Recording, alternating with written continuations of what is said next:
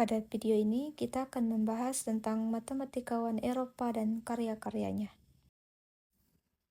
Matematika Eropa. Matematika Eropa berasal dari Thales dan Euclid, kebangsaan Yunani, dipelajari, dikritis, dan disebarkan oleh orang-orang Islam Arab pada awal abad pertengahan. Lalu, pada abad ke-12 dan 13 Masehi digunakan oleh orang-orang Eropa. Perkembangan angka di Eropa. Kira-kira tahun 825, seorang ahli matematika Persia bernama Al-Khawarizmi menulis buku tentang aljabar, yang antara lain berisi tentang sistem bilangan Hindu secara lengkap. Kemudian buku ini diterjemahkan ke dalam bahasa Latin pada abad ke-12, dan buku-bukunya yang berpengaruh di Eropa.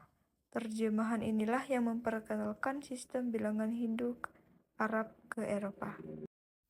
Matematika Eropa pada abad ke-13. Pada abad ke-13 muncul seorang tokoh yang bernama Leonardo Fibonacci.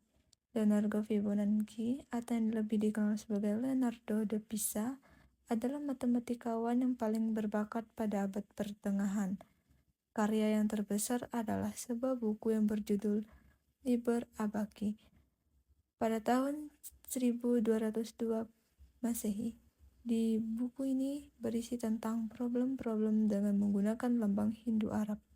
Dan sekian banyak problem itu, terdapat salah satu problem yang terdapat pada Liber Abaci. Ini adalah barisan Fibonacci. Selanjutnya, matematika pada abad ke-14.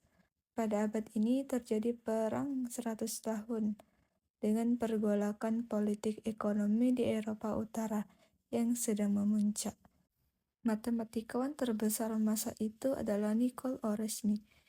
Ia yang menulis 5 karya matematika dan diterjemahkan sebagian dari Aristoteles.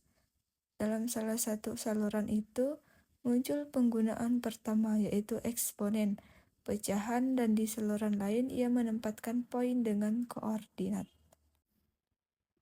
Selanjutnya, matematika Eropa pada abad ke-15. Abad ke-15 ini disebut zaman Renaissance Nicholas, 1401 sampai 1464 Masehi, yang menjadi gubernur Roma pada tahun 1448. Ia menulis beberapa brosur matematika dan memperbaharui kalender. Ia juga tertarik untuk menyelesaikan membusur sangkarkan lingkaran dan soal membagi 3 sama sudut-sudut.